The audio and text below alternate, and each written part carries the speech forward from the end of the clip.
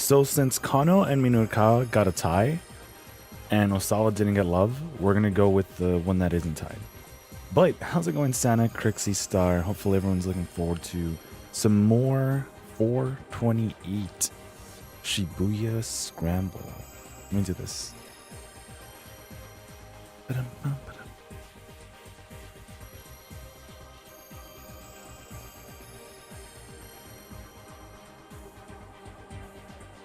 I was looking back at all the videos too, and do we really only have... Nerapi was good. Do we really only have about 5 streams in? We're definitely over the 30-hour mark, but has it really only been so little?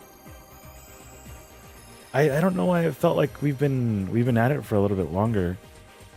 Yeah. How's it going, Nerapi? Welcome. Let's see what hour 17 has to offer. Let's see if there's another end that we reach here. Because so much happens in the game. True. Alright, and you, yeah, I'm doing well, thanks, Nerapi. Just, chipping away at the backlog. Finding out what else is going to happen next. What next twists we're going to come across. It's been a crazy ride. The rain won't let up. The sound is growing louder and louder inside my head. It is the sound of regret, spattering against my heart. I don't know if that's rain. My emotions surge like a terrible storm within me. I never wished for this. Never expected my heart to be dragged so far beyond my control. We can't save Maria. We can't save Maria, Shadow the Hedgehog. We can't save Maria. The words stormed through Osawa's mind in a relentless cacophony, I think. He called up images of the bodies from the human testing trials on his computer monitor. He couldn't help but imagine his daughter in the same gruesome state. Okay, so maybe not Shadow, but Eggman's uncle. It must have been his uncle. In just a few more hours, Maria would begin hemorrhaging blood and die just like the people in those pictures had. We can't save Maria. We can't save Maria. We can't save Maria. I forget what that guy's name is. Dr. Isn't it like Gerald? Because that's not Robotnik's name, right? Yo, Jeff, what's good, dude? Was good, man. He couldn't shake the words or the reality from his mind. Damn it. Damn it. Damn it. Osawa began pounding his fist fiercely on the desktop. Sir, what are you doing? Kajiwara tried to intervene, but he kept on pounding away. You must have had a maid. Freaking Persona, man. When he finally ceased, the palm of his repeated impacts lingered in his hands. My research was never about any sincere desire to help people, and now I'm paying the price for that. The one time it finally matters, I can't even save my own daughter. Mr. Osawa, Kajiwara set a hand on his shoulder.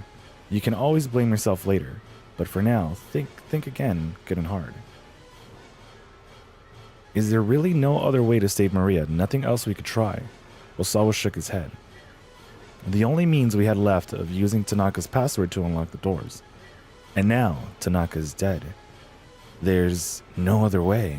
Is there a possibility that Mr. Tanaka told someone else his password? This was something Osawa hadn't considered. Was there anyone Tanaka might have shared his password with?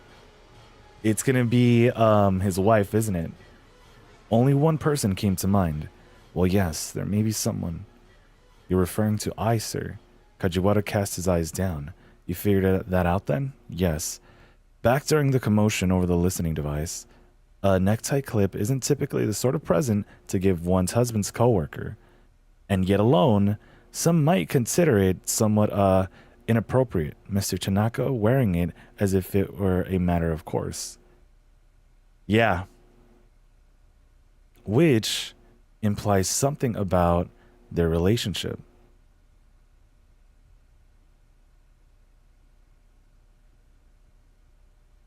Kajiwara's voice trailed off. He coughed apologetically and tried again. I realize it's an awkward situation, sir, but please check with your wife. Even if I does happen to know the password, that does us no good if Maria gets quarantined someplace we can't reach her. There's a good chance that I also wouldn't want to give us the password. That's what I'm just thinking about. I understand, Mr. Osawa. I'll bring Maria to you then. I'll do everything in my power to make that happen. Okay, set of bananas down? The detective then produced a bunch of bananas from his pocket. I feel like this would be Donkey Kong's best friend. Or like, Jeff, have you ever brought a set of bananas like this with Jasm?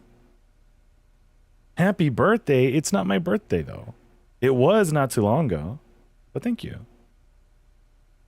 Are all left over. Also, thanks for liking the live. The detective then produced a bunch of bananas from his pocket. These are all left over. You're more than welcome to have them, sir. Despite his gentle smile, the rest of his face was firm with resolve. You said you didn't care whether or people understood you. Didn't you, Mr. Osawa? Osawa nodded guardedly. At the risk of being presumptuous, sir, I understand you, Kajiwara said. Want a present? Is that one of those things on TikTok? It's not my birthday, Nanapi. Unfortunately, or fortunately maybe, but thanks for following the live. Appreciate you. I used to be quite the workaholic myself. You're just like me, innocent and awkward. Well, on another occasion, Kajiwara was shocked to run into a man who looked just like him. The fellow was a stylist at a hair salon Kajiwara visits on occasion. He let out a gasp of surprise on his own upon seeing the detective. Kajiwara felt a peculiar connection and was expecting to, go to the salon regularly? Okay, but when the stylist asked what he did for a living and Kajiwara answered honestly that he was a detective, the other man's face went pale, and he bolted out of the building. Kajiwara never saw that man again after that. Well, I wonder. You got a follow? Thanks for the follow. Calling yourself innocent, huh? How modest of you. Osawa let out a sardonic chuckle, and after a moment, Kajiwara joined in. Just on Rocket League, hope stream goes well. Thanks, Jeff. Appreciate you. Never bought Jasm a banana. I don't know, maybe he might appreciate it, you know? Or have I? Ooh. The detective gave a slight bow, then left the study, a look of determination on his face. Best of luck on the Rocket League, Jeff. Get them dubs. Osawa watched him go with admiration. No matter what trouble arose, the man always looked for something he could do. He really was a fellow who knew how to hang though. Okay. Compared to that, Osawa couldn't even articulate his own self-disgust. Asking Ai about the password would also mean inquiring into her relationship with Tanaka. The prospect was daunting. Venturing into the emotional territory of another person was his weakest suit. He left his study, but somehow found himself making his way to Maria's room, not Ai's. He realized that he hadn't been to his daughter's room since a certain rainy day years before. So, doesn't Achi also think this dude has relations with the father? Or the ex, or whatever? Yo, Kendall was good.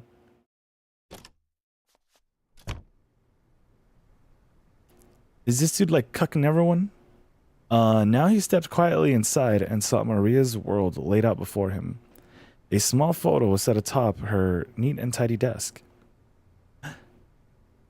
Oh, it was a close-up of someone's hands doing a cat's cradle. Do you think they're going to see the tattoo? Whose hands were they? From the skin tone, they didn't appear to be Maria's. Several more photographs were pinned to a corkboard that hung on the wall. They were snaps of people and townscapes from the Middle East. One glance at them, and Osawa felt like he was back there for a moment. The images weren't necessarily aesthetically pleasing, but they all looked like they'd been taken by a professional. When he spotted the last photo on the corkboard, however, he was certain that Maria had taken them all. Oh, that's younger him. The last photo was of Osawa himself. He was facing the camera, holding some luggage and flashing an awkward smile. It was a commercial, affectionate image. He'd never known that photography was one of his daughter's hobbies. No, this went beyond a mere hobby. Did she perhaps aspire to be a professional photographer one day? She certainly had the aptitude for it, from the looks of things. Maria, a photographer. As he mulled the idea over, Osawa felt his chest tighten. Right now, it looked like Maria's hopes and dreams were about to be snuffed out. Her future consisted of bleeding to death a few short hours from now. Osawa stared vacantly out the window. The view of Maria's room remained unchanged for so long. From so long ago. Again, that rainy day crept back into his mind, as vivid as the present.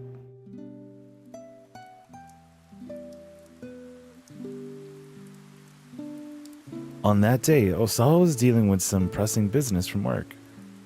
He'd ensconced himself, in his study, wrestling with some paperwork when he told me barged in looking distraught. Maria's gone. Sensing that he told me was legitimately alarmed, Osawa hurried to Maria's room. He found a letter she'd left atop her writing desk. Dad, you only care about Hitomi. You're always working and never do anything with me, so I'm running away. A few hours earlier, he'd canceled their weekend trip to the amusement park. He just wasn't going to be able to get his work done in time. Hitomi had resigned herself readily though, but Maria just couldn't accept it. She'd been looking forward to it for so long, she railed at him. How many times now had he broken one of his promises to her?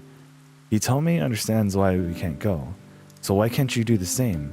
The colored book had ended her complaining, but it was clear she still didn't accept the situation.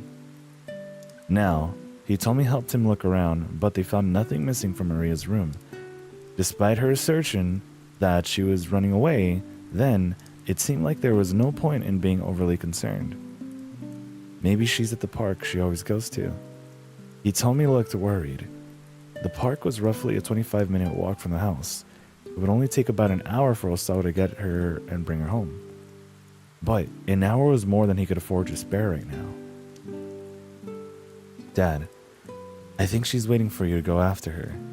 Osawa didn't need Hitomi to tell him that. He knew it well enough. That was what galled him so much about the situation. Why did she have to pull something like this precisely when his work was at its busiest? I feel like that's sometimes just how the world works, you know? Like, it could be something so simple, but it comes at like such a crucial point. Like, if everything just falls right in and then and there, and you're like, I know at any other point in time, I could have gotten this sorted out, this situated so much easier. But trying to juggle everything, trying to be like, okay, how do I make this turn out the best way possible? It's so freaking intense. He did everything he could as a father since his wife had passed away. Why couldn't his daughter see that? It's alright. Your sister will come back. The rain was coming down pretty hard outside the window. Do you think she brought an umbrella? He told me, asked anxiously. I don't know, but with the rain like this, she'll come back home soon enough. He spoke the words for himself as much for Hitomi. Then he headed back to his study and got back to work.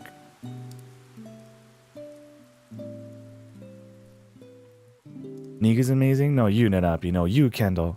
But several hours went by, and still Maria did not return. The rain had gotten even more intense.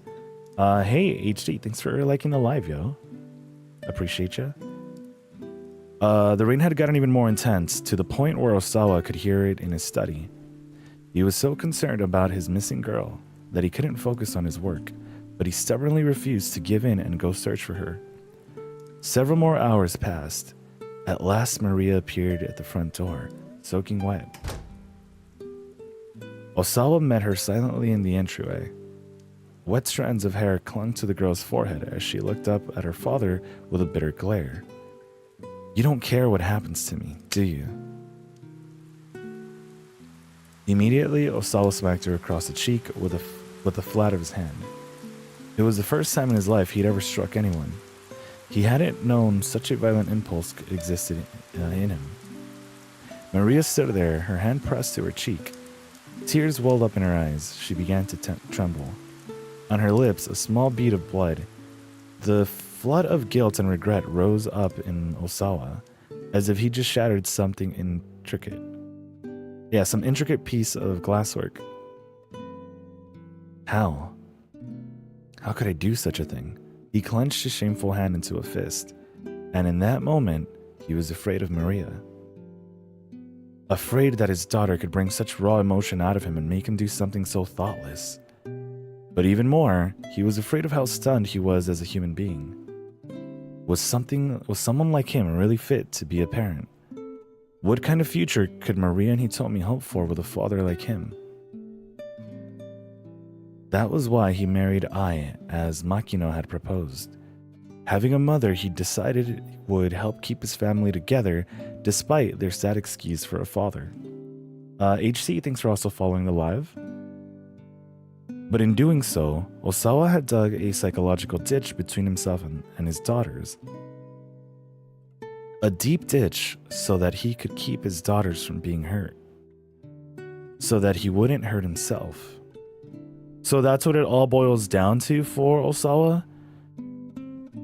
I don't know if he thinks he's still just doing everything for himself. I don't know. Now Osawa was staring across that ditch, wondering if it was too wide to leap. He thought back to his earlier exchange with Kajiwara. If you get angry, you show it. If you get sad, you show it. It's human nature to let other people know how we're feeling after all.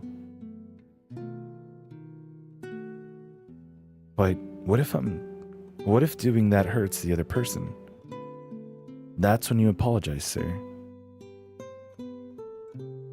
Yes, that was right. He needed to apologize to Maria for what he'd done that day. It still wasn't too late. It's never too late. When it comes to family, there's no such thing as game over. He recalled Pretty Honey's words. He needed to apologize to Maria, and so he needed to ask Ai for the password. That connects? Niku's pretty damn cool. No, you, Jeff. Osawa's gonna have to face his wife. Oh no! Brum, bum, brum, brum, bum, brum.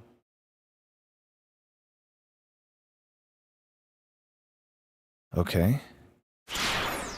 So we're at 2 keepouts.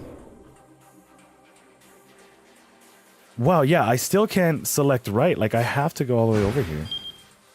Well, then again, I can go into this menu, and then I'm sure we can go over this way. It's stuck because Maria's end is right here. But, yeah, we're still at this keepout. We can go with Kano or Minorikawa. You know what? Maybe Kano. Because if we go with Kano, then we're going to find out what happens after Maria's end. You know what? I think we should keep that like a secret here. 1K likes? Thanks for the 1K likes.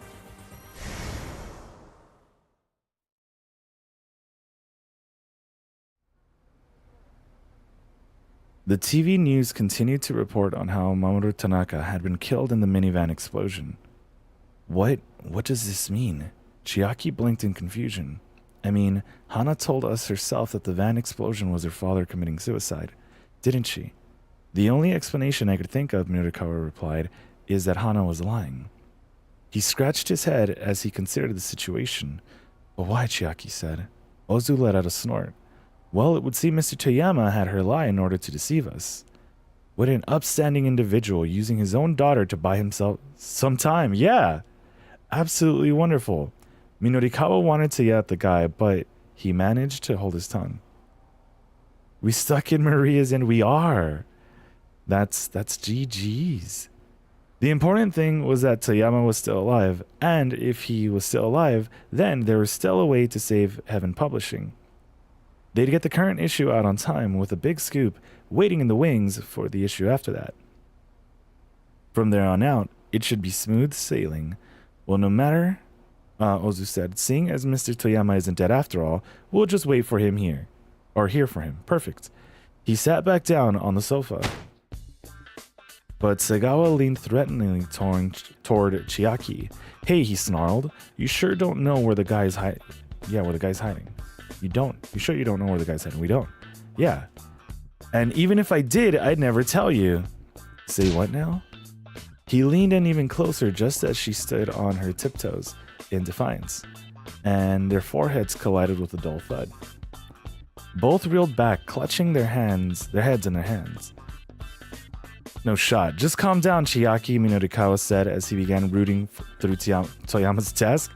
For now, I'm going to look for clues to where Toyama might have gone. You just focus on working on your article. Oh, Ozu raised an eyebrow. Getting all cooperative all of a sudden, I see. I want to change up the plan for the next month's issue, and I can't do that without the editor-in-chief's approval. What Minodikawa was actually looking for, however, was a back issue for 4-star General Gossip. He was pretty sure the article on Osawa had been printed in the magazine's inaugural issue. If he couldn't find that scandalous piece that the scientist had asked for, he'd also be able to get his big lead about the power balance of the world being at stake. And if he could get that, not only would next month's issue be a sure thing, it was a good bet for sale figures would go through the roof. Are we somewhat helping out Nagashita? Because then wouldn't he be able to sell those Tamagotchis or whatever? He found a file folder full of early material and quickly flipped through it. It didn't take him long to find the article. Floundering Okoshi Pharmaceutical arranges marriage at political convenience. The large headline practically jumped off the page. Minodikawa quickly read over the story. Yeah, the Anagotachis, or Anagochis. Minodikawa quickly read over the story, the basic gist of what it was. The corporate director of Okoshi Pharmaceutical had sacrificed his daughter in order to keep a researcher named Kenji Osawa on board. The daughter, however, had previously been dating another man. That must be what Osawa wanted him to look into. The guy his wife had been dating before they were married. It should be easy enough to just ask whoever had written the article. Minodikawa's gaze jumped at the end of the piece. Is it Toyama? Yeah, Toyama, okay. Gotta go eat, see you, dude. Alright, HC, get some good eats, and hopefully we catch you again soon, yo. Take care. Hey, you ain't done yet? Segawa yelled. Tell us where Toyama is already. Yeah, Minodikawa thought, we're going to need to do something about those guys. I'm still looking into it, he said. Just hold on. He made a show of opening and closing various desk drawers. The drawers themselves were packed with jumbled mess of electrical and gas bills. Of course! Okay, Noodle House delivery menus and the like. Look faster, Segawa growled. For now, Minodikawa decided he'd better butter this guy up. Maybe he could mollify this guy by having him some noodles delivered for dinner. Yeah. Hey, you guys hungry? I was thinking of ordering some soba. Man, this ain't the time for that, Segawa snarled. Besides, we had some soba anyhow, and it was awful. Don't talk to me about noodles. Segawa launched into a shadow boxing session as if trying to punch out the provider of his disapproving soba. The guy clearly had zero capacity for sitting still. Minodikawa had found the back issue of the gossip he was looking for. He still needed Chikai's article though, and she wasn't quite finished yet. He had to buy some more time. By the way, he said to Segawa, are you familiar with SOS? SOS? The thug paused mid-jab. Okay, dude. Yeah, SOS. I was planning on interviewing them later today. Here they're some pretty tough guys. Only one of them who'd have been able to give me a fight would probably be that Achi Endo. Except, as I hear it, he's left the gang. Really now? Heard anything else interesting? Sounds like nowadays they're being run by some guy named Susumu. That name, Susumu, rang a bell. Those two young punks who'd been arguing after the van explosion had mentioned him. Seems like SOS is in pretty rough state since Achi left though, Segawa added. Minorikawa didn't miss a beat. What do you mean rough state?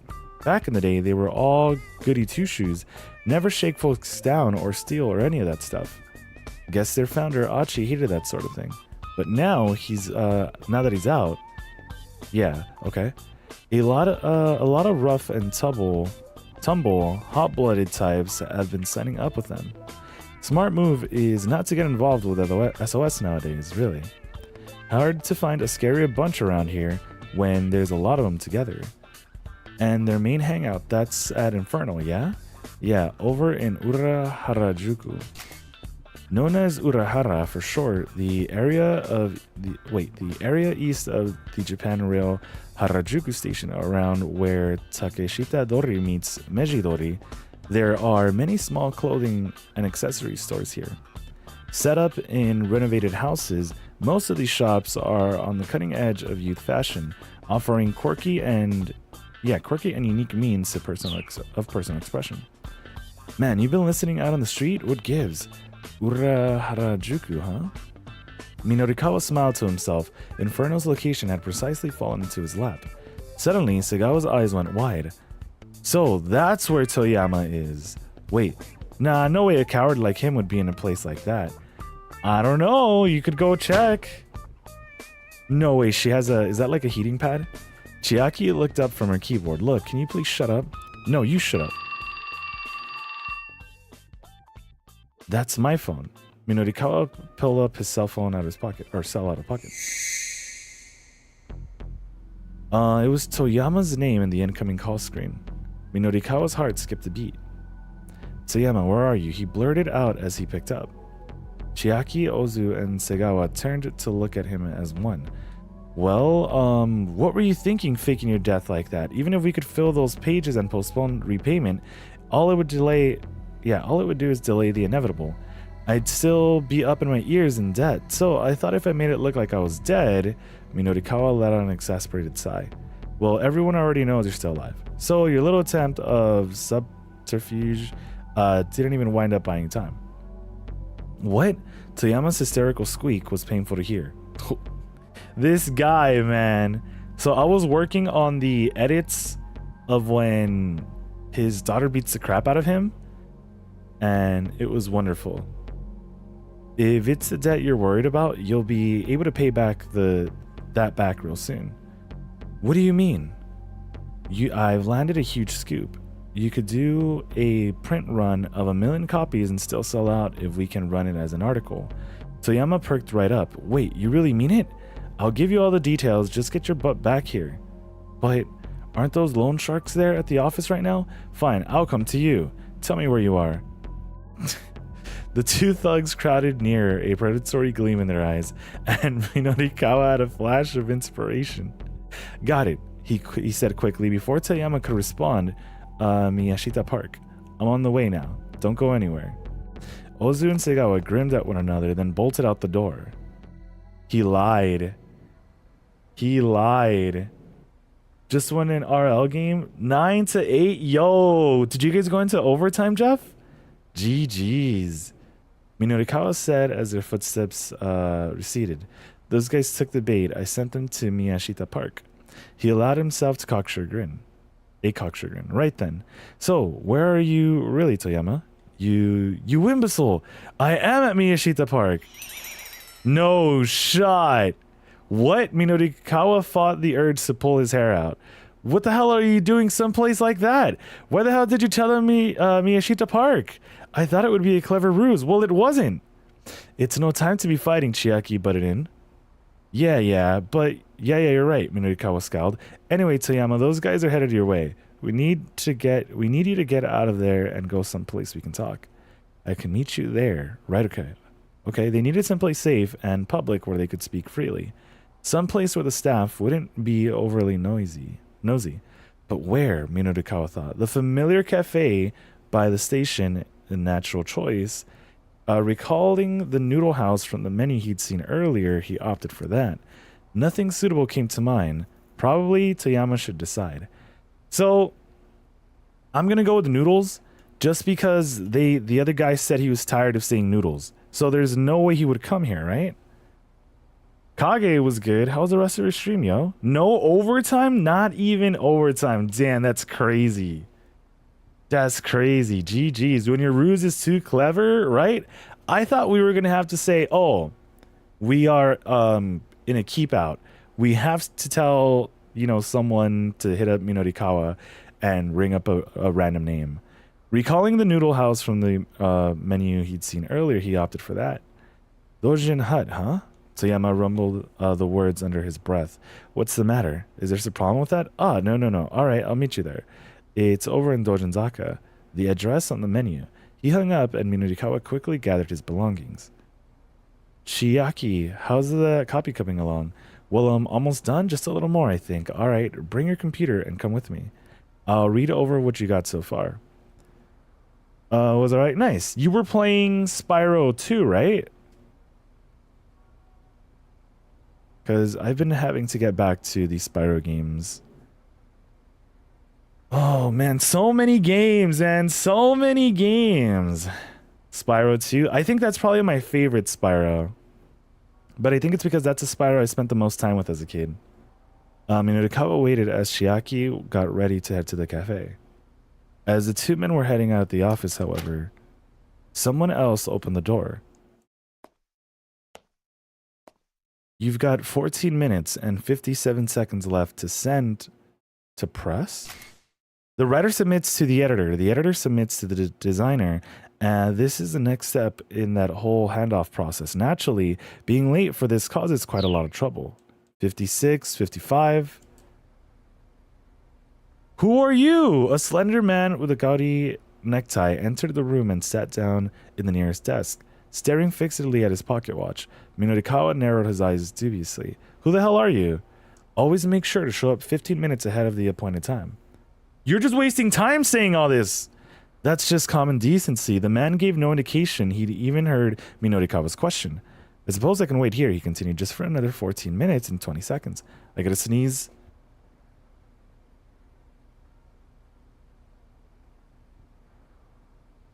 Alright, my bad. Have you, Minorikawa asked, are you from the printer? So many games all the time. True. Thanks, Kage. And Spyro 2 is great for sure. For sure. I don't know if we should do a 100% run of it. Kind of how we did for the first one. But the man did not reply. Don't ignore me. Are you from the printer? Like, I don't think I could ever 169% crash like you did, Jeff. But Spyro seems doable. Dewey, isn't it like 120% or something? 110? That's what I'll be doing. Best of luck, Kage. I remember doing it on the original PlayStation. Because that was actually during the college days too. We were picking up a lot of retro stuff, and then Spyro 2 just always, you know, it was always a fun time. And so we had gotten everything. PlayStation, I was gonna say a capture card, a memory card, pretty much everything set up, and I was like, okay, we are going to invest time into this and save Princess Spyro, and it was fun. Crash 1 is insane. I tried it on stream, then I forgot I was doing it. Yeah, we actually had a lot of help for completing or 100%ing Spyro 1. Spyro 2, I feel like, is a lot more on the easier side from what I remember. But yeah, Spyro 1 is hard. To like 110 or 20%. Don't ignore me. Are you from the printer? Still the man remained silent. Minorikawa's furious. Look, cut the crap, he roared. In response, the man quietly reached into his suit pocket and pulled out his business card. Does no one know how to properly give out business cards? The name is not Hey You. He handed the card to Minorikawa. It read Cho Nippon. So like Nippon being like number 1 or top? Printing. Okay. Division 1. Sales Department Division number 1. Koichiro Katayama. Okay. Koichiro Katayama, newly assigned to Heaven Publishing. A pleasure to meet you. My predecessor is in the hospital due to a car accident. Sacho Usui, 39-year-old 39 years old, single, a longtime veteran at Cho Nippon Printing. Rather timid by nature, the strain of dealing with publishers makes him sick to the stomach. At around 1:10 p.m. earlier today, while driving to meet with one of his clients, he had to swerve to avoid a young man and a woman who darted into the street. Oh, he crashed into the car next to him and ended up at the hospital. This was our fault?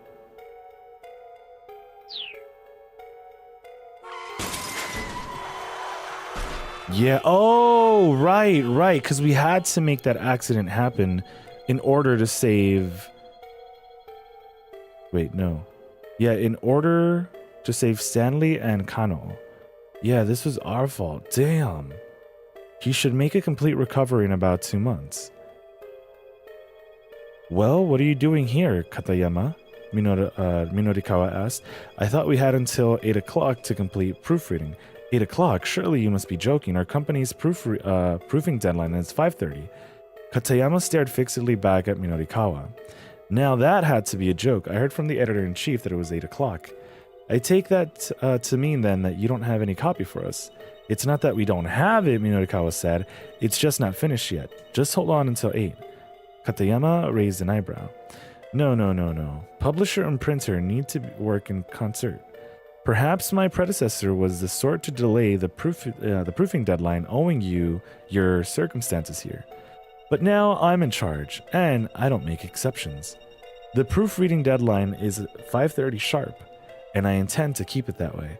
And while we've been having this discussion, you're down to 12 minutes and 32 seconds. Katayama held out his pocket watch as if to emphasize the point. That's ridiculous, Minorikawa exclaimed. Just who the hell do you think you are? You guys are going to be printing that paper that I wrote. Do you even know how lucky that makes you? So just wait, okay? Just give us until 8 o'clock. Just give us 3 more days. Just give us until we're done.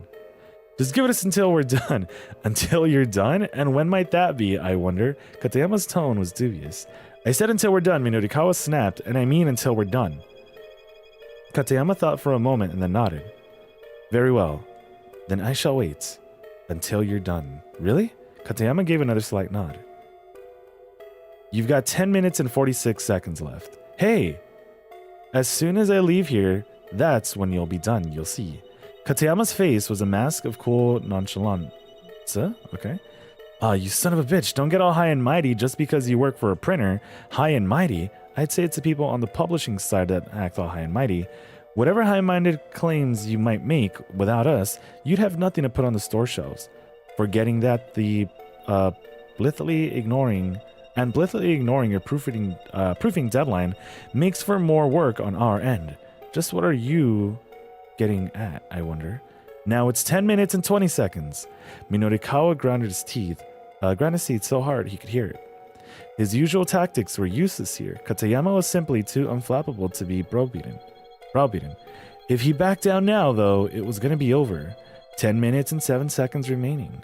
I realize there's little point, but I'll wait until that designated time. That's just common decency, Katayama's pet phrase. Thus far, he has said that's just common decency 3 times in this story. Always make sure to show up 15 minutes ahead of the appointed time. I realize there's little point, but I'll wait until the designated time. There was one more. Do you know when it was and where it was? Was it that one? Katayama's eyes were once again locked on his pocket watch. It was no use. Minorikawa couldn't find a way to talk this guy around. Chiaki held her hand up. May I say something? Isn't it also common decency not to break a promise once it's been made? If you're referring to 8 o'clock, the 8 o'clock deadline, I was not the one who promised that. Maybe not, but I believe your predecessor's responsibility become your responsibilities. Katayama crossed his hands and gave her a bemused look. What's your name, miss? Chiaki, she said bashfully. Chiaki Iso. The printer's expression brightened visibly. Good. That timid hesitation of yours is just splendid. You have none of the arrogance so typical among publishers. Huh? Chiaki was taken rather aback. In deference to your polite demeanor, I shall wait until 7 o'clock. That is the latest I can possibly allow. All right, Minorikawa shouted practically in Katayama's face. We agree to those terms. No, I wasn't talking to you, but we got terms of our own. Katayama reeled ever so slightly. I'm not certain you are in any position to set terms here. Just shut up and listen. From here on out, you're coming with us. What? Why? We're gonna finish up our copy on site, then burn the data onto a CD and hand it over to you there. That's why. Katayama let out a sigh of resignation. Oh, very well. I suppose I'd simply be waiting here anyway. Minorikawa pumped his fist in victory.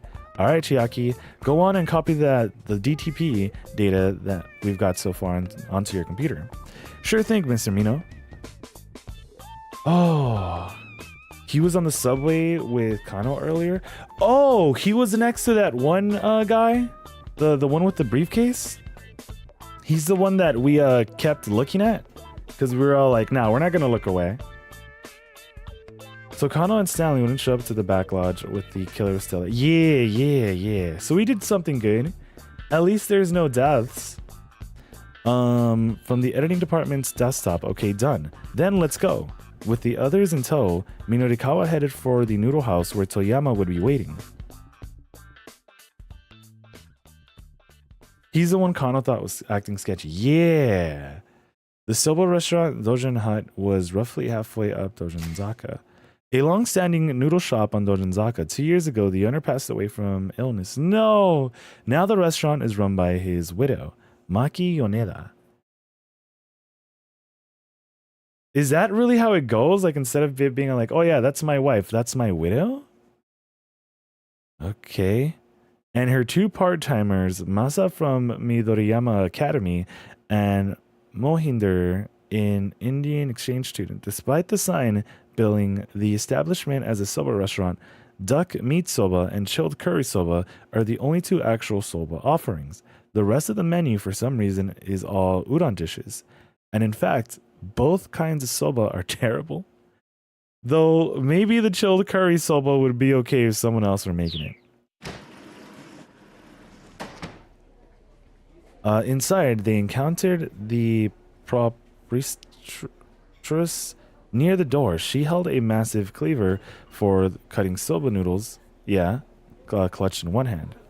Toyama wasn't there. Excuse me, Minorikawa said. Has a middle-aged man come to your shop named Toyama? We're gonna die. The proprietress let out a weary sigh. That guy, huh? You folks know him? Yes, that's right.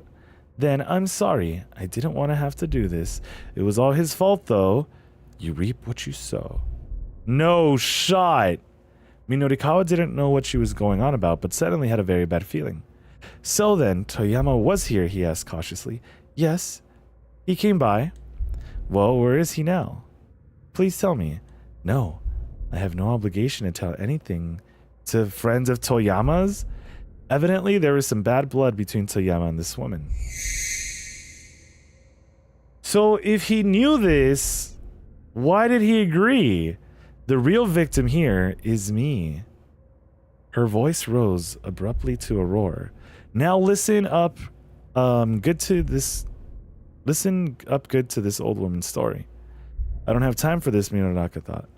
He needed to find Toyama as soon as possible, but instead it looked like he'd be stuck hearing out this angry woman first. All right, we're listening. Tell us your story. It's a long one. The woman's mouth twisted up as she licked her lips, leaning in to tell her tale.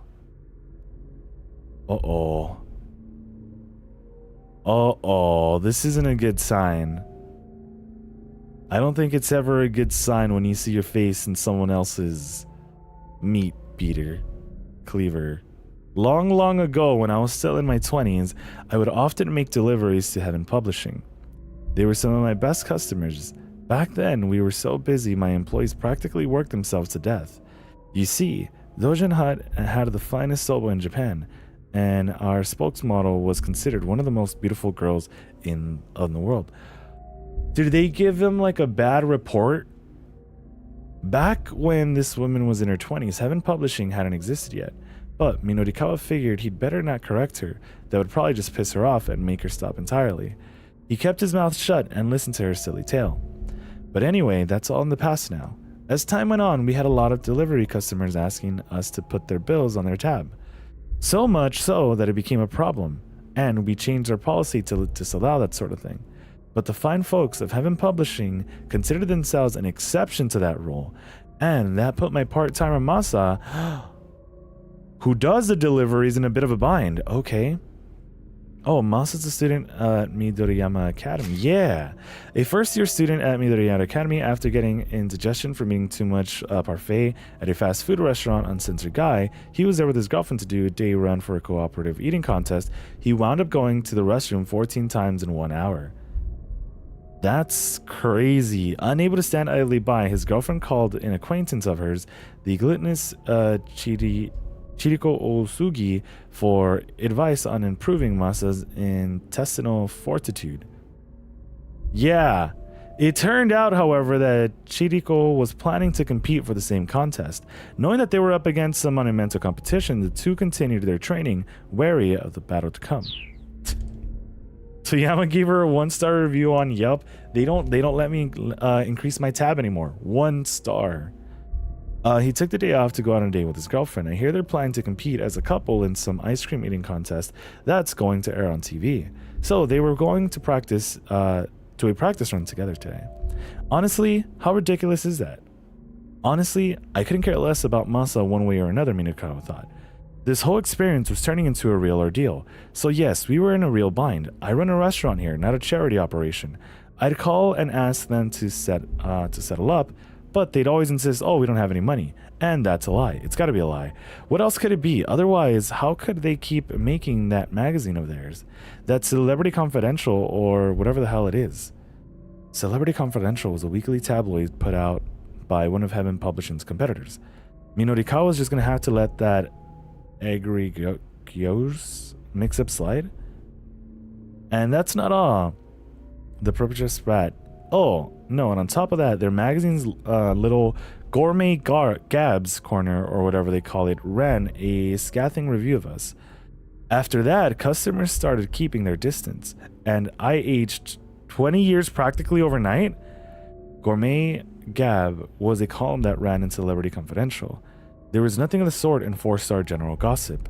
This woman had clearly gotten the two magazines mixed up somehow. Awful, just awful, isn't it? All I wanted to do was make soba for the people to enjoy. And so to be treated like this... the woman started to sob. The cleaver began to waver in her trembling hand. But then, earlier today, these two Yakuza-looking fellows came by, said they were looking for Toyama from Heaven Publishing. Guess they saw one of our menus at his office and figured he might have come by. She had to be talking about Ozu and Sagawa. They'd both been nearby when Minorikawa was rooting through the desk of drawers. They must have spotted the menu then. I told them he wasn't here and hadn't ordered delivery in some time. So they said that if I happened to see him, to give him a call. Now I was gonna just turn them away. They look like a pair of nasty loan sharks. Toyama would never be able to pay off his tab if they caught him. And so I told them as much. Okay. The proprietress lowered her voice before continuing. Did they split the money? But they said they'd be most appreciative if I could let them know. Even offered to pay his tab for me if I did. And well, that pretty much settled it, so I let them give me their phone number. Minorikawa's face went pale. This lady had been bribed by those two thugs. And so I guess he figured it out. A little earlier, Toyama dropped by, looking like he was trying to lie low. So it all came together. I snuck back and gave those two a call. And so, here we are. You guys were just a hair too late. Oh crap, Toyama had been carted off by the moneylenders. Minorikawa had to find him right away. Mr. Mino, Chiaki squeaked nervously. We have to hurry and go look for him. Yeah, Minorikawa and the others headed for the door. No shot. Wait. The voice sounded as if it had echoed up from the very depths of hell. Minorikawa and company stopped in their tracks. Is she gonna try to kill us too? You think I can just let you go? The old woman began to stalk towards them. Those guys, they left without showing their appreciation or that tab. They lied to me. And so just who's going to show me the appreciation I'm owed? Who's going to pay that tab? You're all in this together, trying to play me for a fool. But hell hath no fury like a woman scorned. The proprietress lifted her cleaver high. Her eyes smoldered with inhumane rage. A murderous aura surrounded her like a bonfire wind. Choto, Minorikawa cried out. We're Toyama's, his friends? Then prepare yourselves. You'll repay his debt to me with your lives. The three companions stood paralyzed with horror, watching their bloody doom approach. The blade glimmered in the dimness as she swung it towards Minorikawa. Time for some fresh meats. No shot. Voices from hell, right? Minorikawa, Chiaki, and Katayama screamed, their cries echoing clear across Dojinzaka. Bad end. Damn it! It was no ordinary grudge that the proprietress of Dojin Hut held toward Toyama, as Minorikawa and the others found out firsthand, falling victim to her mighty cleaver. Yeah, this isn't the right place to have met up with Toyama. Seriously, who the heck decided this was a good idea? Well, game.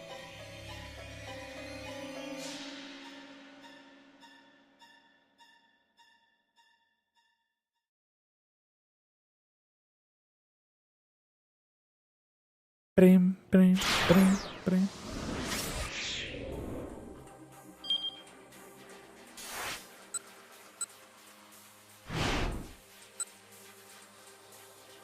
This isn't where we decide, right? This is where we decide. Okay, yeah. Brum, brum, brum, brum, brum. That was intense, right? So, I think the cafe would probably be best. You know what? You know what, Toyama? You decide. You decide.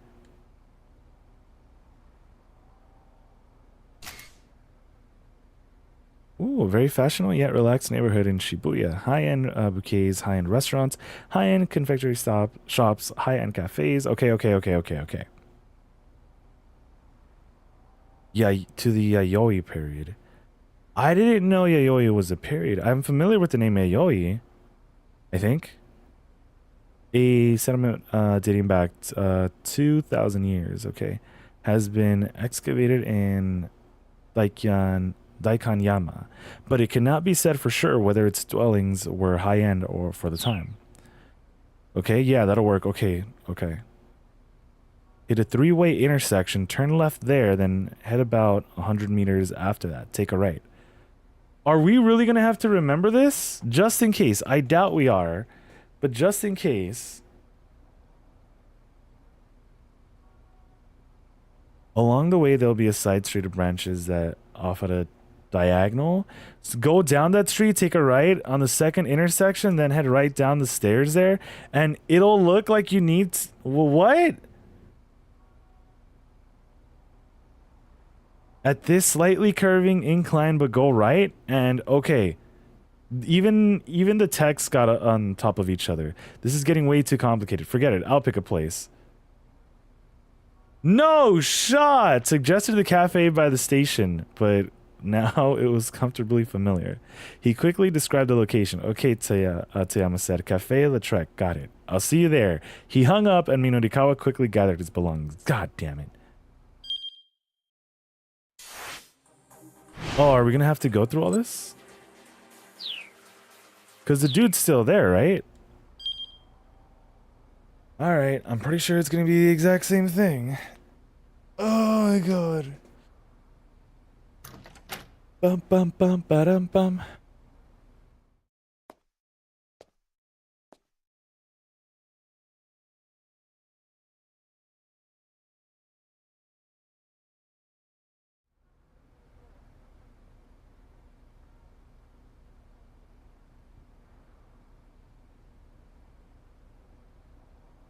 I am curious though, if we give him a different response, how will that turn out? Because I think we gave him the right response, because this way he also goes with us.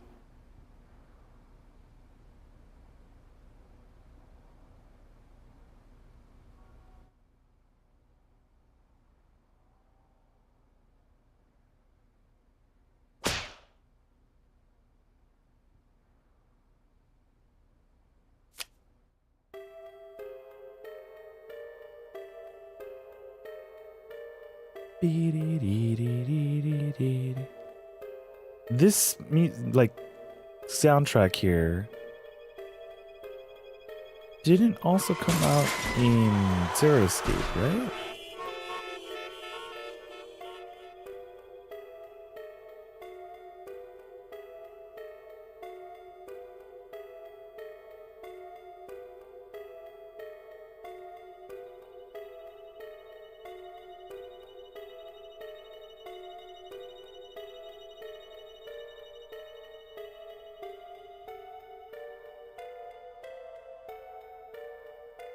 Or I could be confusing it for something horror Pokemon related.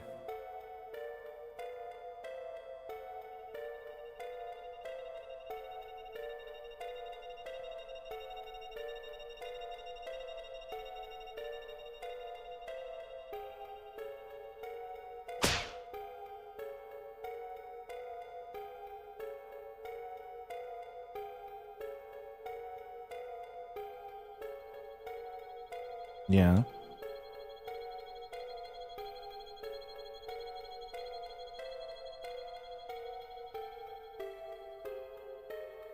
Because up until the noodle shop, I think everything was okay.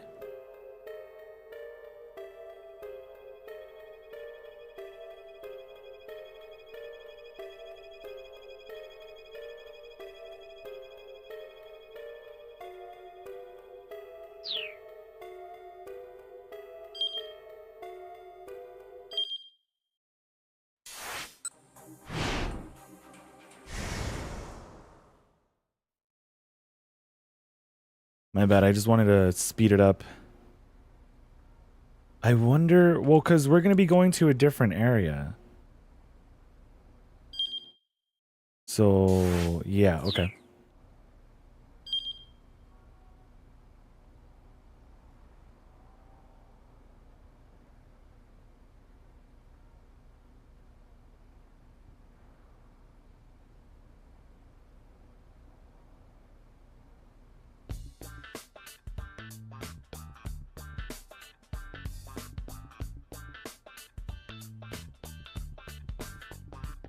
Twitch frozen. He's Scott. No.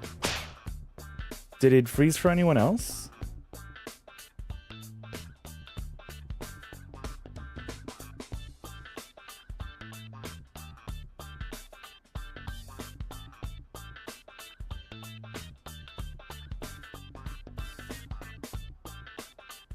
Probably your luck. Damn.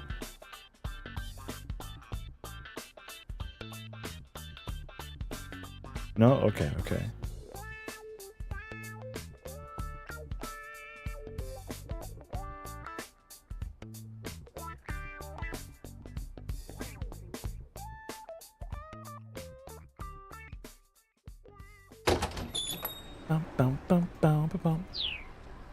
They reached Cafe Lautrec without incident, and Minorikawa promptly spotted the publisher. Over here, Toyama hissed, eyeing his surroundings with an obvious unease. Hana sat by his side, sullenly sipping on some juice.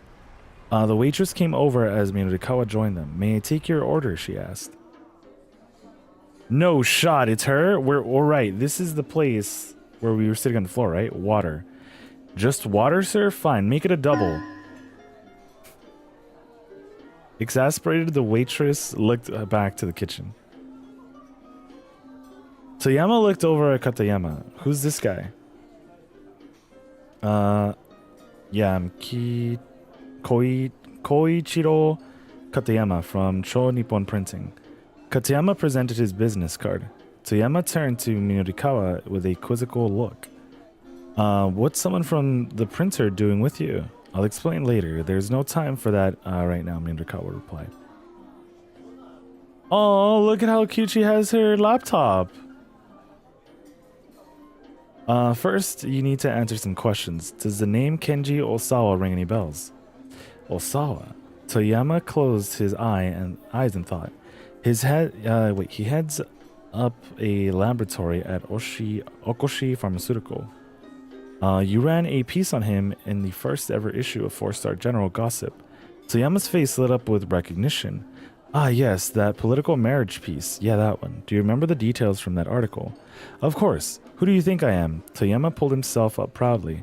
I used to be the local news copy editor for the Central Times. I've got the details for all the stuff I've covered here in my head. No way. In that case, do you know who Kenji Osawa's wife was dating before they got married?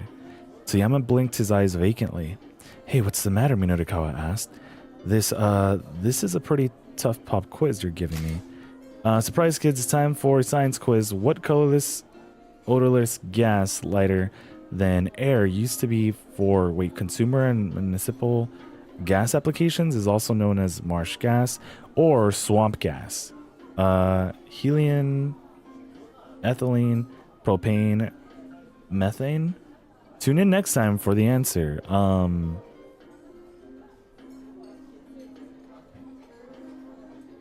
Isn't it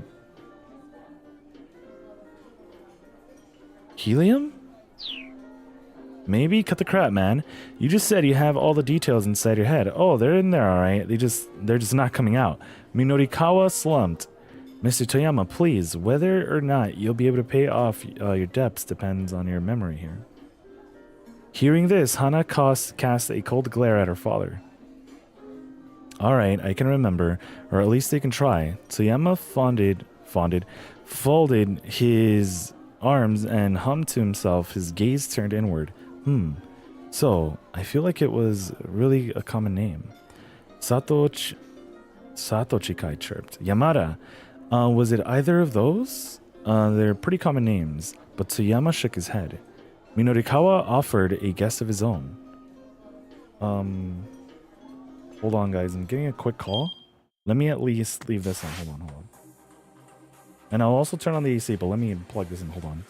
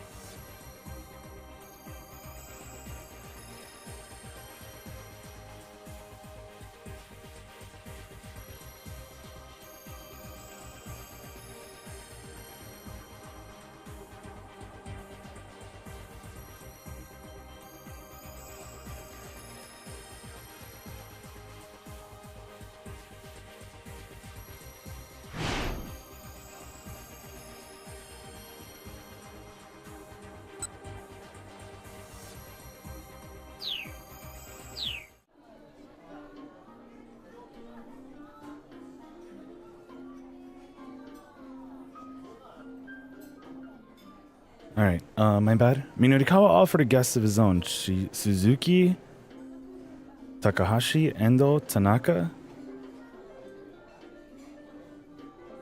It's gotta be one of these two, right? No, wait, it can't be Endo if Endo was married. No, not that. It was something else. Just then, the television inside of the cafe swapped over to the Shibuya. So then, hold on.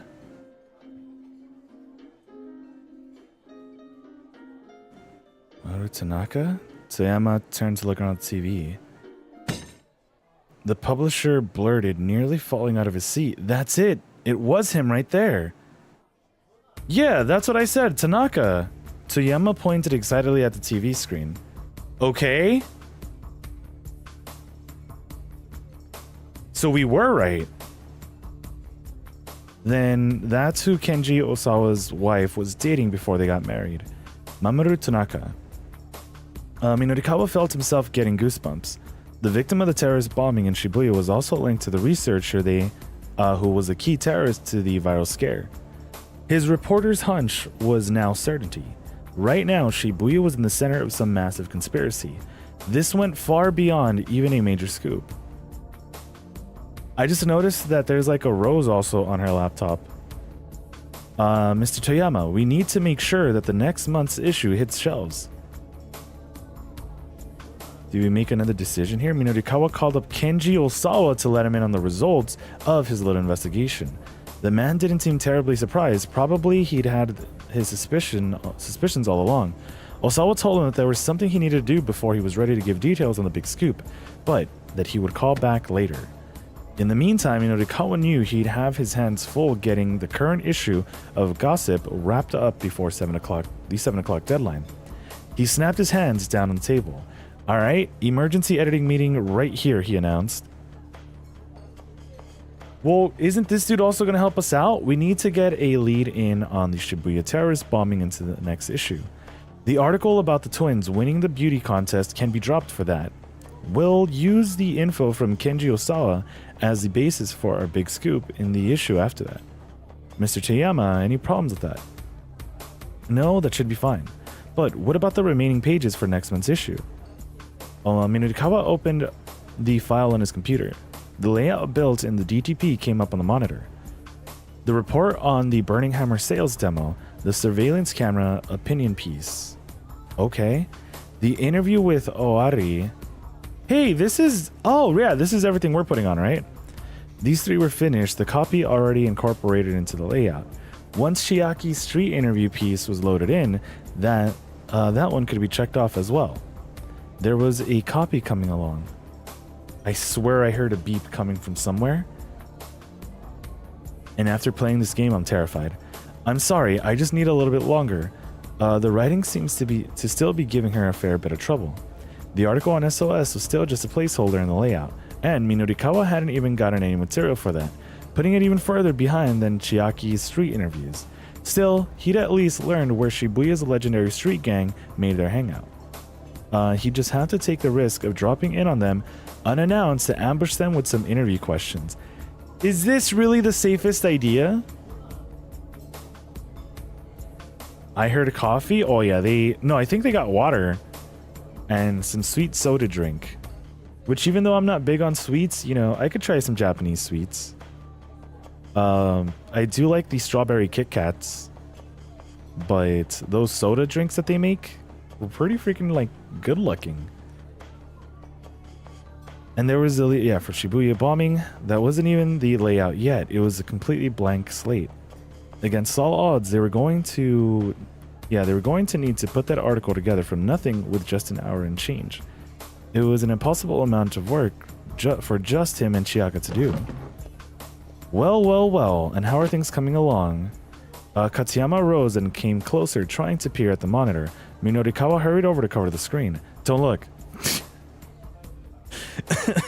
If the printer rep saw all the blank pages, he might decide to stop waiting. Would you mind telling me roughly what % of the total you've completed thus far? What percent? Come off it, man.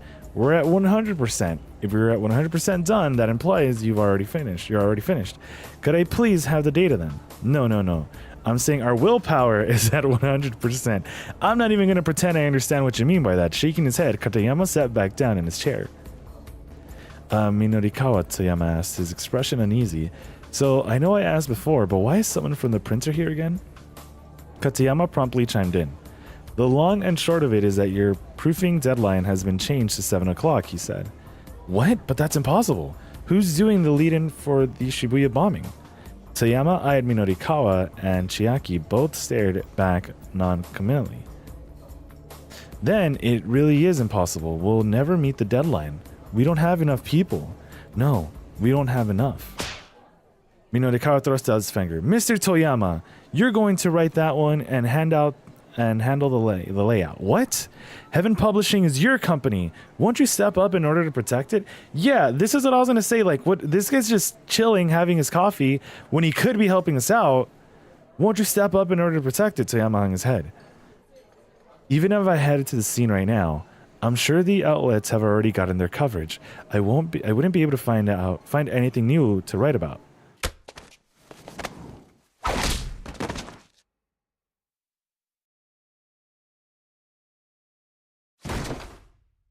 And so, you're just gonna give up?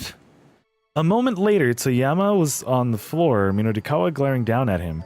You've always said you wanted to tell the world about things the mass media can't or won't write about.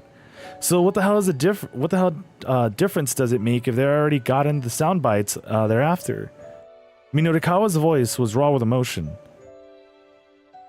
I don't know if they're ever gonna allow Minorikawa into this cafe shop. Or anywhere. Don't you dare give up. Not that easily. Get your ass out there. Find something that only you can write about. Minorikawa. Toyama began to object. Then he glanced over at Hana. Oh, she's gonna kick your ass again. There was an imploring look in her eyes as well.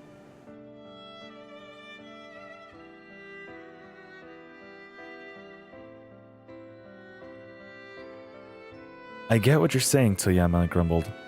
But still, you're expecting a lot. But then, despite his words, he flashed a broad grin. Yeah, Minorikawa let out a quiet chuckle. And you got it, and it's got you all fired up. Yeah, I'm fired up, alright. Toyama's face shone with a resolve Minorikawa hadn't seen in a long time. There we go. That's the Toyama I know. You know, I'm really sorry. Now I see the huge burden I put on you. Well, one, this is your company. You can try to help out some way, but damn it, it's going to be alright. Yeah, like, it's either this or nothing. Getting to his feet, Toyama took his daughter by the hand and strode boldly out the cafe, looking like a changed man. He didn't pay for anything, did he? Minorikawa watched them go. Glad the dithering was over? Okay. Even if Toyama were still in his prime, he'd be cutting it close to that in an article in an hour. But he would pull through somehow. Water's usually free. No, didn't Toyama get coffee? And Hana get a soda?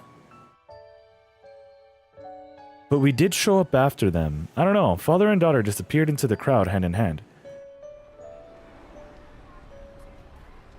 Minorikawa shook himself out of his reverie. Alright, he cried. Despite the clear blue sky, an unexpected gust of wind blew across his cheek. Come on, guys. We gotta get going too. Things might look grim, but he wasn't going to give up until the bitter end. It was time to head to the SOS hangout, Inferno. The three ran long and hard after leaving the cafe. If the proofing deadline was 7 o'clock, then they needed to finish up with SOS by 6:30 at the latest. The gang's hideout was in Ura Harajuku. Running all the way there on foot was going to eat too much of their time. Is Taxi Bro here? Also, would it be wise to even? Yeah, that's why. So, but traffic was a near standstill for some reason. There wasn't a taxi in sight. How long do you plan on running like this? Katayama called out, panting.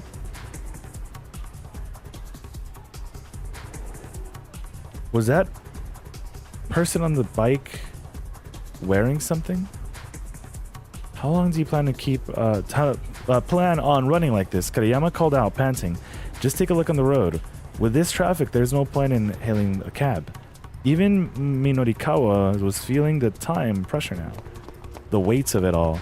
We're just gonna have to keep running until the road's clear. What? Katayama wailed. Stop your whining. Just keep quiet and stick with me. He'd finally gotten Toyama to find his willpower again. Next month's issue would come out on time, and no way was some printer guy going to mess that up now. But the traffic showed no signs of abating. Catching a cab wasn't going to be an option. Fighting an ever louder echo of despair, Minorikawa kept his desperate headlong rush. To rush into a situation reckless or heedlessly, like double diced, not quite the same as being daredevil. Okay? Still, there were limits to how far the mind could push the body before exhaustion set in. She fell. No!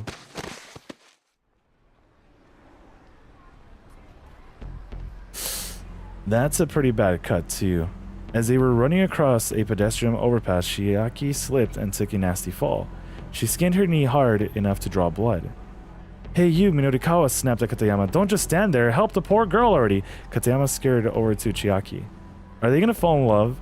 I'm sorry, Mr. Mino. Chiaki's voice bubbled with suppressed tears. Maybe it was cruel to make her run with her computer all the way to Harajuku. But the copy for her interview still needed to be looked over. They couldn't just leave her here. Minorikawa hesitated, undecided. Even at a full run, they wouldn't make it in time.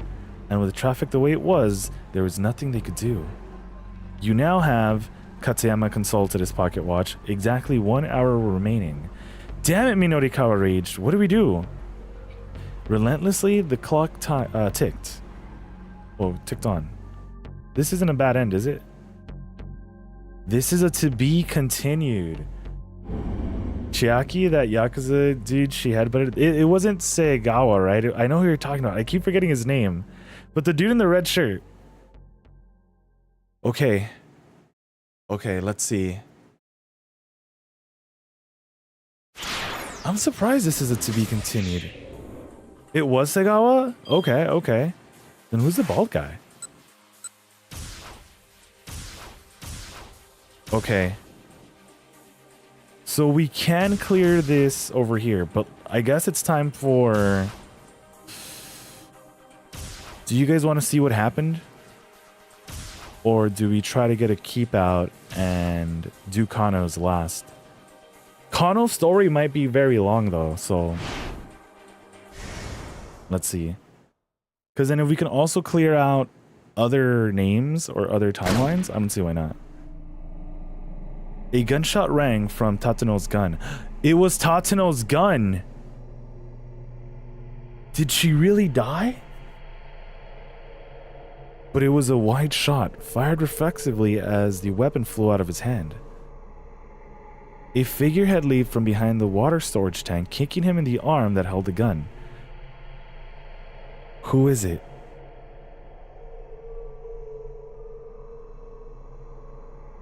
Who is it? Then, moving along too fast for the eye to track, the newcomer delivered an elbow strike on Tateno's jaw. Kano didn't even have the chance to fire his gun. Before he could react, Maria's kidnapper was already laid on the ground. Without so much as looking back, the girl bolted down the stairs. Maria, Kano shouted. He started to chase after her, but a bright glimmer in the corner of his eye stopped him in his tracks. Oh! It's what's her name? Kanan? Yeah. The strange assailant had drawn a knife and was preparing to slit the unconscious Tateno's throat. Kano quickly brought his gun back to bear. Stop right there! Oh, no, it wasn't. Oh, it was Stanley. Stanley was there all along? The knife stopped. They were millimeters from Tateno's neck. Kano was sure that he hadn't intervened the detective's throat. Yeah, right? If he hadn't intervened, the detective's throat would have been slit already. The knife wielder pulled back the hood that had been concealing her face. Oh, it's actually Kanan? I didn't see the tattoos, but then again, I don't know. I know you, Kano said, shocked to see that he recognized the attacker. Now I see the tattoo, but oh, okay. I thought it was her other hand. Okay. It was the girl who'd been knocked out by the minivan explosion. Why stop me, she asked in her tone ice cold. Weren't you just about to shoot him yourself? I don't have a reason to shoot him anymore. Now that you've helped Maria escape, please put the knife away. Very well. Looks like he's not waking up for a while anyway. Damn. The girl withdrew the knife and rose to her feet. Imagine being laid out like that. That's crazy. Oh, she's pissed. Oh, yeah. Why did you come to Maria's rescue? Because she's my friend. The girl said simply. You're going to be in the Sleepy Lurks now. Have a great stream. Jeff, take care, dude. Thanks so much for hanging out, for doing the mod duties. And yeah, GG's on the Rocket League, yo. Take care, man. She's been infected with the virus, Connell said. We have to get her help as soon as possible. He headed for the stairs that Maria scampered down. Not so fast. Don't move. The girl's sharp tone made Connell stop. What's for? He demanded. I thought you wanted to help. I do want to help her, which is why I'm not letting the police get their hands on her. The girl's voice was quiet but hard as steel. The police are afraid of the UA virus spreading, which is why they'll certainly place Maria under quarantine. If that happens, there won't be any way to save her. Just who in the world are you? Before I answer that, let's make a deal. Kano waited non-committal. I have information relevant to this case, the girl continued. I want to make an exchange. Kano swallowed the lump in his throat. In exchange for what? Tell me where Hitomi Osawa is. Hitomi Osawa? Stanley had taken Hitomi into custody. Kano could probably get in touch and ask him where, but why do you want to know where Hitomi is? Do we have a deal or not? The girl looked like she was in no mood to argue. Still, if she knew about the UA virus, she was probably telling the truth about having information. But it was a violation of police policy to leak information on an investigation to a third party. Besides, was it wise to trust this young woman without knowing who she was? Kano weighed his options for a moment before replying. All right, I'll tell you. First, I need to know who you are. She'll kill us if we say this. I'm pretty sure. I can't share that info. I feel like she'll kill us no matter what if we go with this.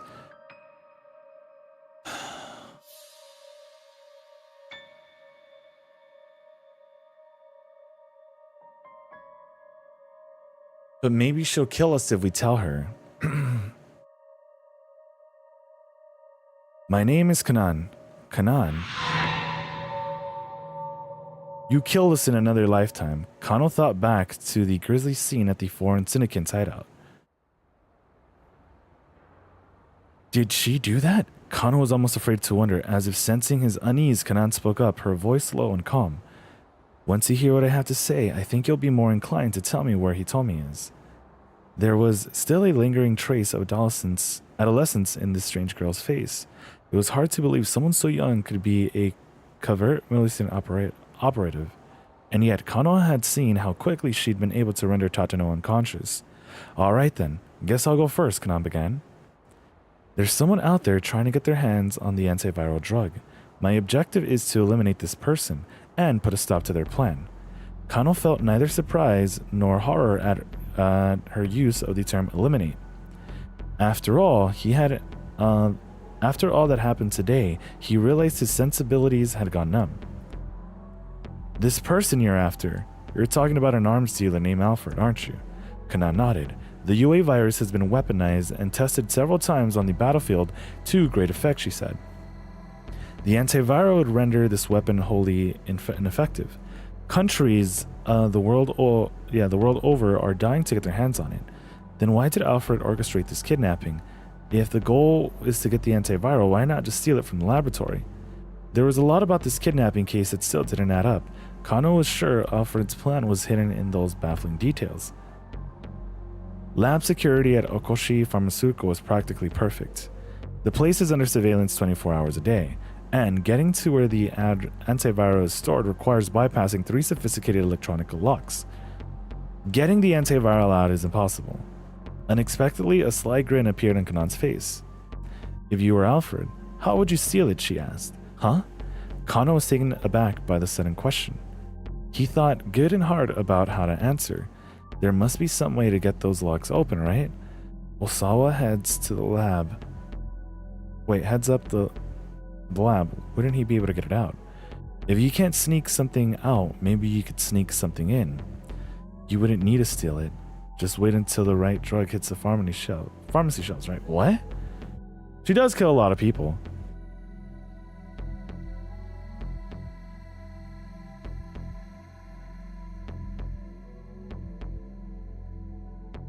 Kano hadn't particularly flash of insight.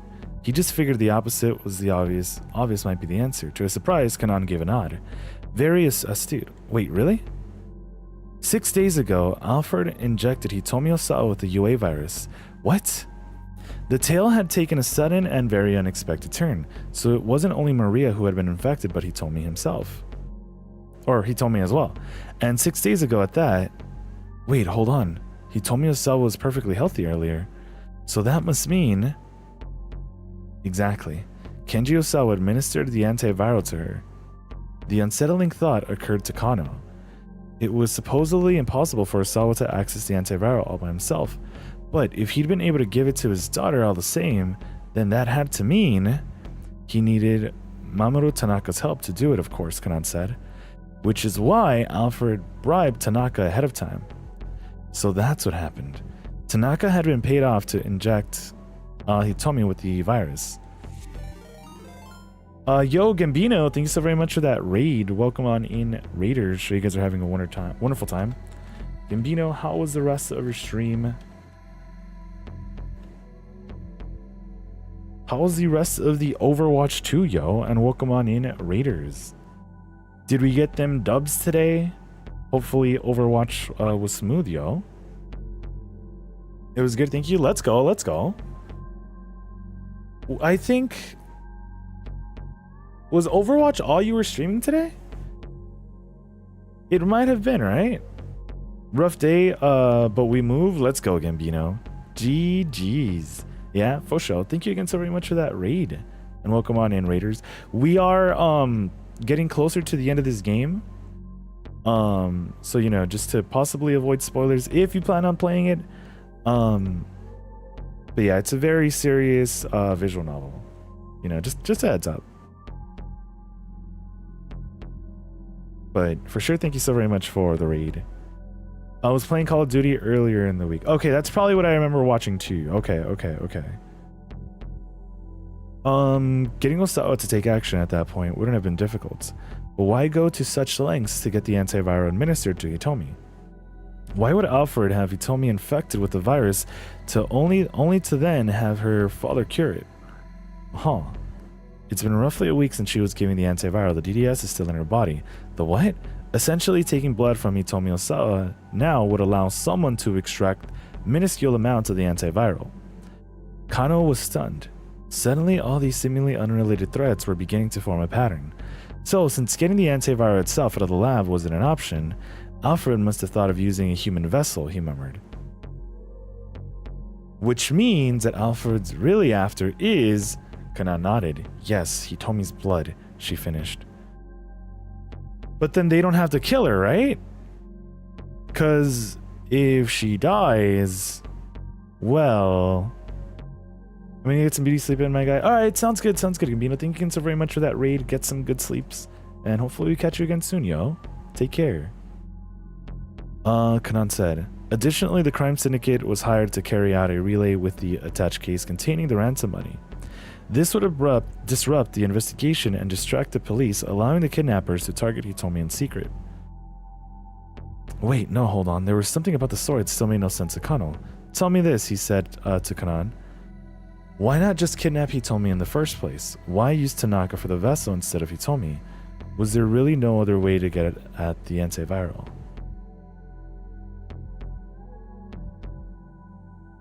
Because they wanted to kidnap Hitomi, right? But then they just couldn't?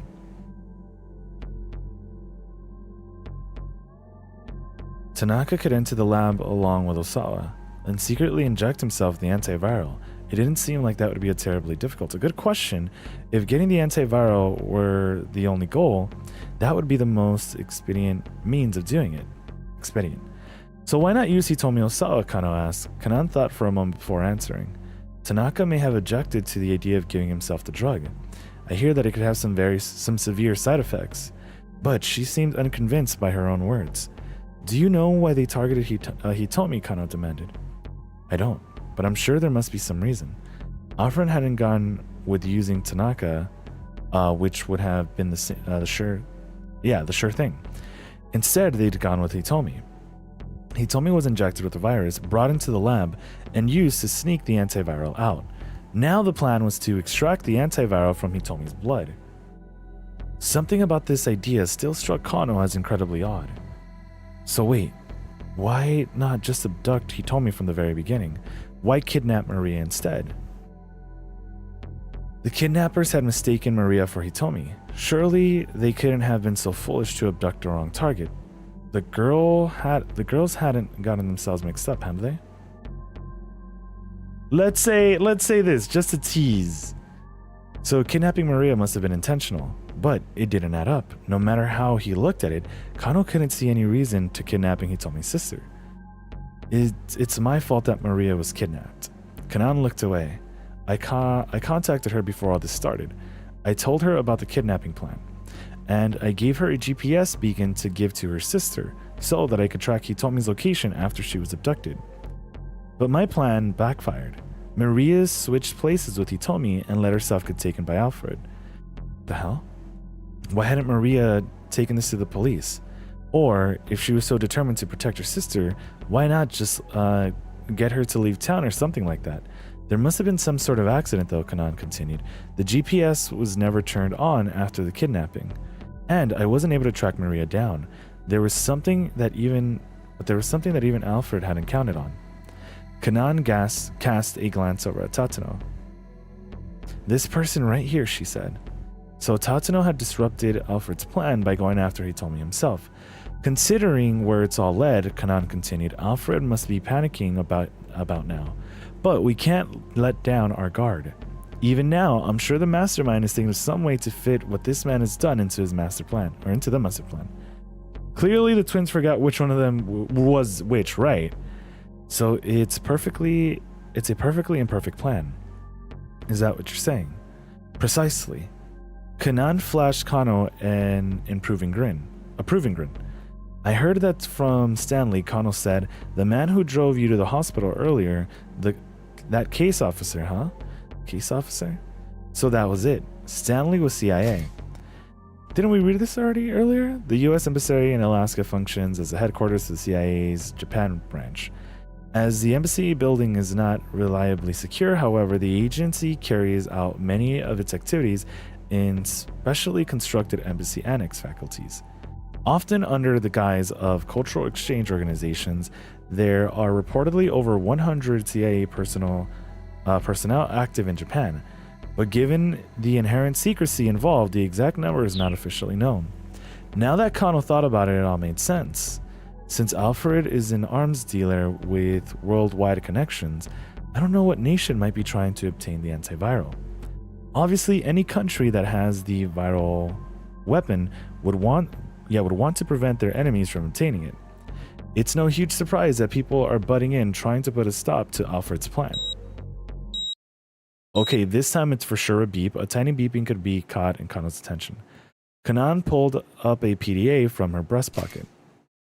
Personal digital assistant, referred to various types of small portable devices for information management, occasionally also referred to as a handheld PC. Interesting, the GPS I gave to Maria has just been powered on. Now I can find her location. Where is she? She's on the move, but why is the GPS suddenly active now? Kanan frowned. At any rate, I've told you what I know. Now, tell me where Hitomi is. Alright, Kano got out his phone and called Stanley. Is he actually going to give us that information? Let me hydrate.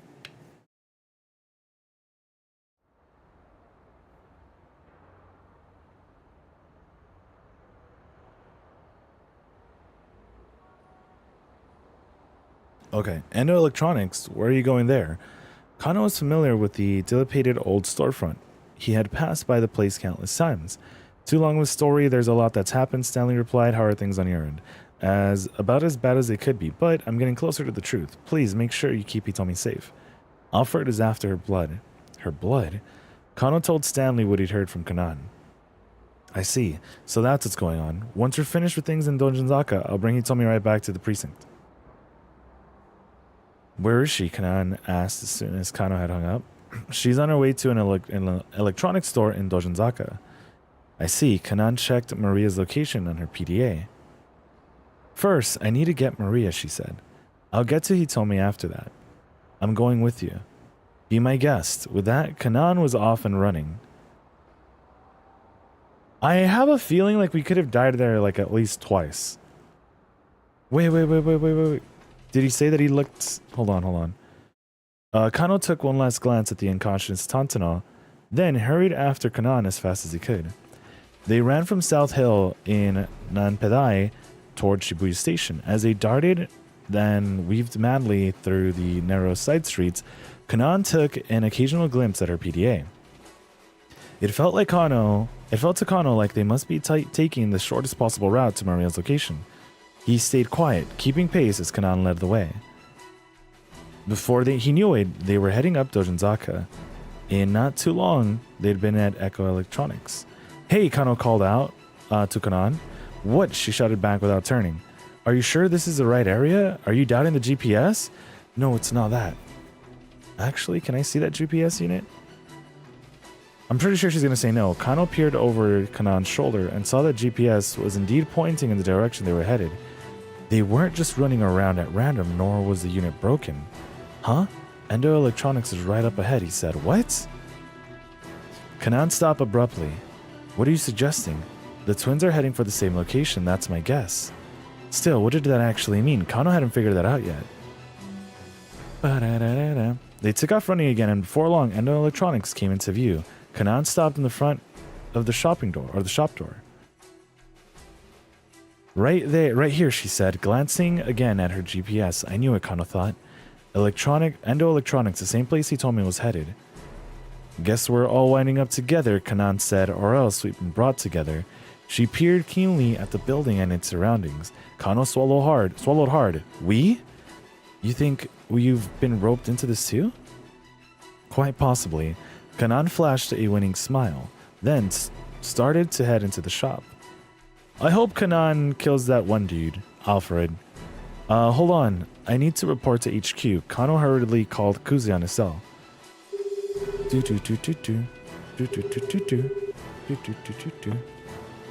Kano, what's going on? I've located Maria Osawa, huh? Was that? Kuzi's words came out as a surprise and a childish yelp. Come on, Kanan's smile turned to a steely glare. Time is critical. He nodded silently back at her. Kano, what's the location? Kuzi asked. Where are you? I can't say right now, sir. Please, just leave this to me. Hey! Now, just hold on. Beep. Yes, but Kano ignored the director's squawking and hung up. Do we make another decision here? Kanan had already entered the shop. She seemed wholly unconcerned by the idea that she might be playing right into Alfred's hands. Despite her youth, she clearly thought of herself as quite capable. Warily, he followed after her. After navigating a veritable cavern of junk, they came to a door that led to the living area beyond. Kanan quietly opened the door and immediately stepped in. The home was divided into a dwelling area at a workroom. Okay. A man's voice could be overheard from the workroom, raised in anger. Don't you want to save Suzune? Kano and Kanan crept closer. Peering through the next doorway, they saw a tense confrontation in progress. Maria and Stanley were standing there, looking down at a middle-aged man who had restrained Hitomi with a stun gun pressed into her throat. Is this really how we left us off? Dad, of course I want to help Suzune. A young man stepped into view, speaking to the older fellow. But do you think this is what she'd want you to do? Kano watched intently, tensing for action. There was so much at risk here. He was about to barge into the workroom when Kanan grabbed him by the shoulder. Let's wait and see how this goes first, she whispered. He realized this was good advice. If they provoke the older man, things could very well take a sharp turn for the worse. They just have to hope the young man could take him down.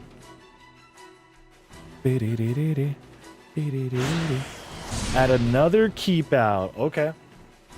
But we have a few ways to break out of some sections, because we have one for Achi, and I think we have another one for Osawa?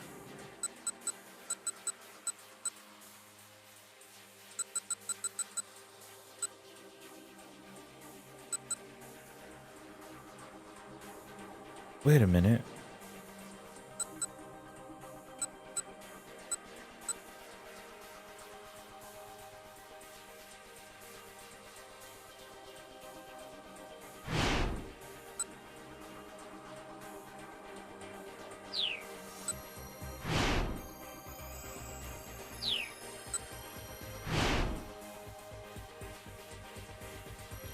Wasn't there another section to break out of from there?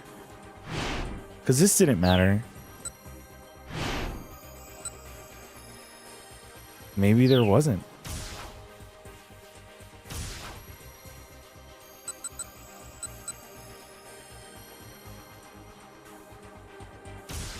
Wait up though. Wait up though. Wait up though. Wait up though.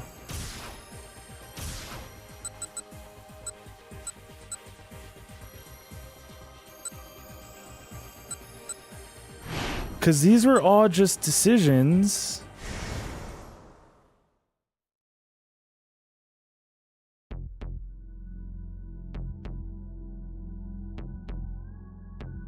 I don't think any of this matters.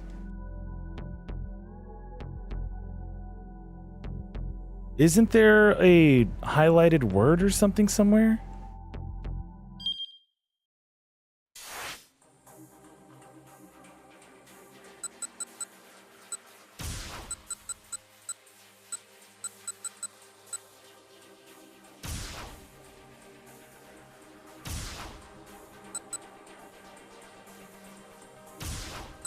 Or was it just Minorikawa? Maybe it was. Maybe I'm confusing the two. I thought they had like some more highlighted words or names, but I guess it was just these two.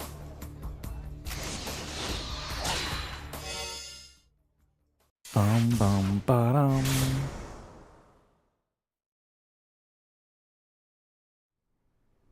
Okay. Osawa's phone rang and Minorikawa's phone number popped up on the LCD screen, or display. The reporters must have finished looking into the matter Osawa had asked about. Mr. Osawa, sorry to keep you waiting. How did it go? Well, I looked into the background of the story you asked about, and I learned who it was your wife was dating. Who was it? Osawa asked immediately. There was a brief pause. Mamoru Tanaka. I see. Finally, he had proof positive of a relationship between I and Tanaka. Now more than ever, it was no time to waver. No matter how pitiful the reality was, it was also true that if they hadn't been dating, there would probably be no way of saving Maria. So Minorikawa said, "What's the big thing about disrupting the power balance of the world all about?" "There's something I need to take care of on my end first. Once I'm finished, I'll tell you everything." "Yeah, that's fine. Things are pretty hectic on my end right now anyway." Osawa had expected Minorikawa to put up more of a fight. Same here. He'd figured a reporter for 4-star general gossip would be a bit more persistent. Oh, by the way, there was one other thing I wanted to tell you, Mr. Osawa. Osawa could practically sense the finger pointing his way from the other side of the line. Don't be too angry with your wife. All too often in this world, people let their anger get in the way of solving their problems. You may have a point. Osawa let out a chuckle. All right, then, I'll call you back later.